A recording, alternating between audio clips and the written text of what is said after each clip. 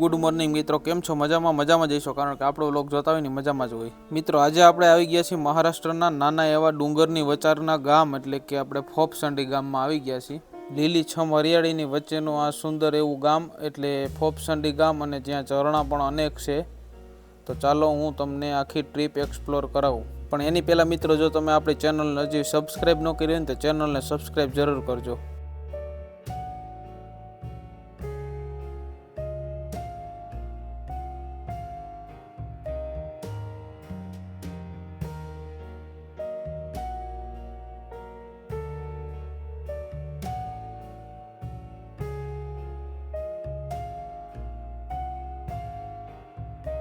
તો મિત્રો, આ છે ફોપસંડી ગામ, જે નાનું એવું ગામ છે, જ્યાં અંદાજિત 50 જેટલા ઘર છે.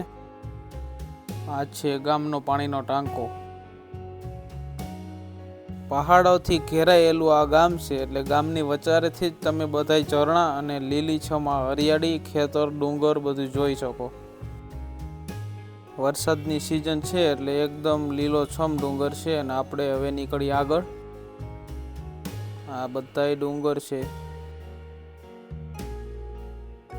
બધી બાજુ ચારે બાજુ ડુંગર જ છે, અને વચમાં આવેલું છે આ ગામ.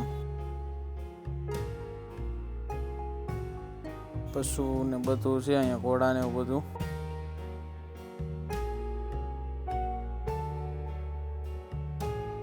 આ રીતના એક વાદળ જોવા મળે છે, એકદમ ક્લીન. અને હિલ સ્ટેશન પણ બહુ મસ્ત છે.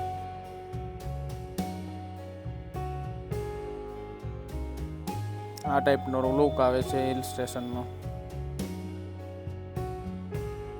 એકદમ ફૂલ ગ્રીનરી. આપણે આવી ગયા આદિવાસી દેવત વાઘોબા. અહીંયા આપને એક પથ્થરનું વાઘ જોવા મળે છે.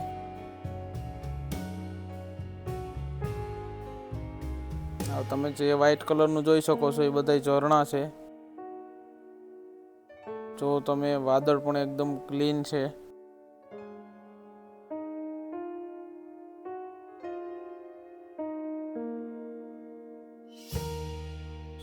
આખો ગ્રીનરી નજારો.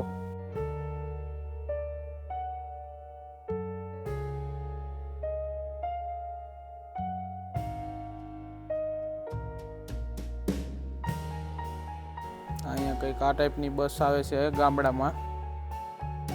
તે આખા દિવસમાં 3 થી 4 બસ જ આવે છે.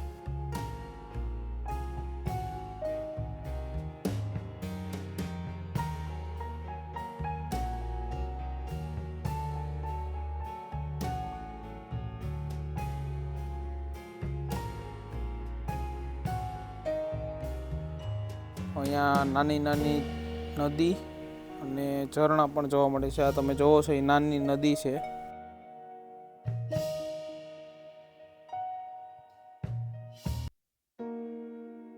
આની પાછળ પણ ડુંગર જ છે, ત્યાં ઝરણા છે. આ ઈ પાછળનું ઝરણું છે.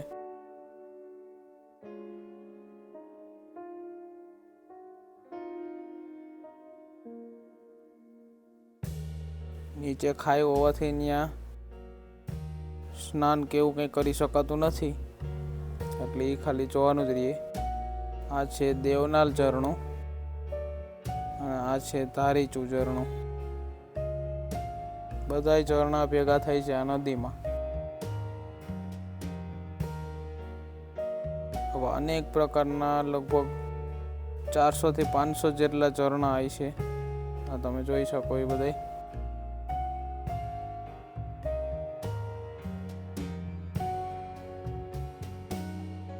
અહીંયા ઉપર ચડીને આપણે આખો વ્યૂ જોઈ શકીએ,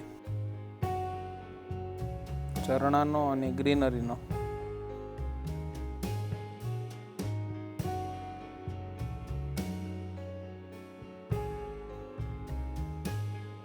આ ઝરણું પણ નીચે જ જાય છે ને એ પણ નદીમાં જ પડી જાય છે. આ બધા ઝરણા જ છે, જે વ્હાઈટ કલરના દેખાય છે ને એ બધા.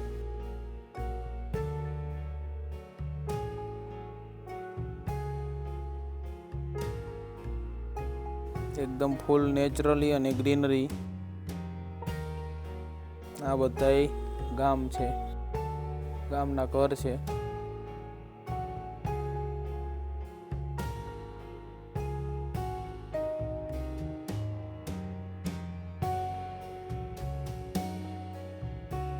એ હતું ગામનું મંદિર.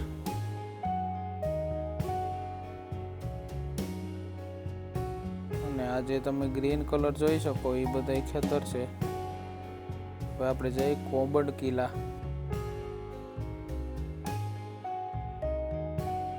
આ કિલ્લાની દિવાલ છે.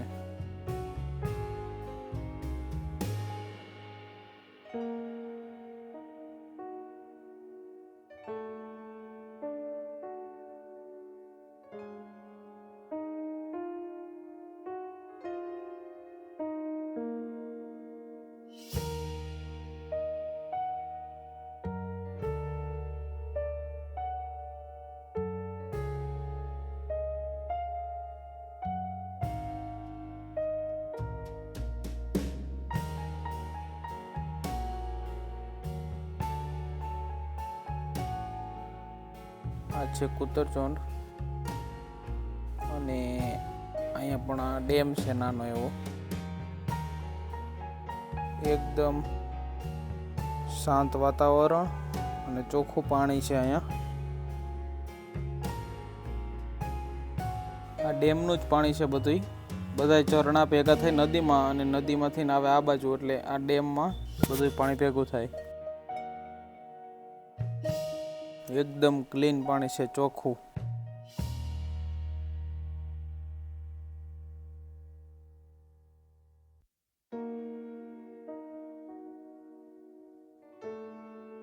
આ એના ગામડાના જે લોકો હોય એ રહે છે અહીંયા. અહીંયા બધા પશુને એવું બધું છે અંદર. તો મિત્રો, વ્લોગ તમને કેવો લાગ્યો કોમેન્ટ કરીને જરૂર જણાવજો. અને વિડીયો તમને સારો લાગ્યો હોય તો વિડીયોને લાઇક, શેર અને ચેનલને સબસ્ક્રાઈબ કરવાનું ભૂલતા નહીં. મળીએ આગલા વ્લોગમાં.